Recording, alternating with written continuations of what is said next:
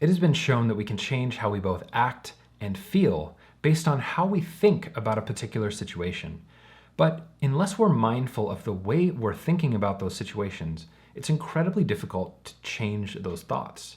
So I'd like to talk to you about something I've been using called mental noting and how you can use it to break some of the twitches in your life as well. Break the twitch. Despite the fact that I've been a musician for my entire adult life and I've performed in other capacities as well, I've always had a certain amount of stage fright. That anxiety that you get before you're called up. When you're on stage, it can just go by in a blur and you don't even realize what was happening while you were up there. It just sort of blacks out and you hope that you did really well.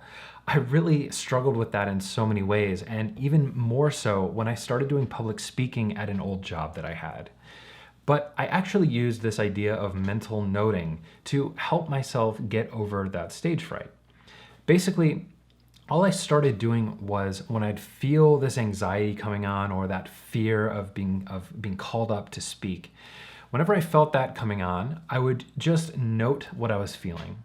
So I would basically just say, well, I feel scared right now, or I feel anxious right now, and I'm kind of nervous to go up and speak. And that's okay. And I'm feeling that way just because I'm about to speak. And sort of noting that thought process, and I realized that it was because I sort of had this underlying dialogue, right? I had this underlying dialogue of, what if you mess up?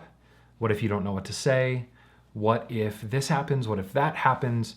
And then I would note those thoughts as well. I would note the fact that I was feeling nervous. I would think about the fact that I had these dialogues going on. And in a way, my brain was sort of sabotaging myself from going up and doing as best as I possibly could. So as soon as I started realizing that I was having those thoughts, I could start changing the way that I was thinking about that. In fact, what it took for me to get over my major fear of public speaking was sitting with my eyes closed every day for about 2 weeks and just saying, I am a talented public speaker. I am a talented public speaker. And I would do that every day for 2 weeks or so.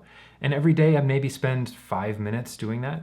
And it might feel ridiculous, but it actually worked for me.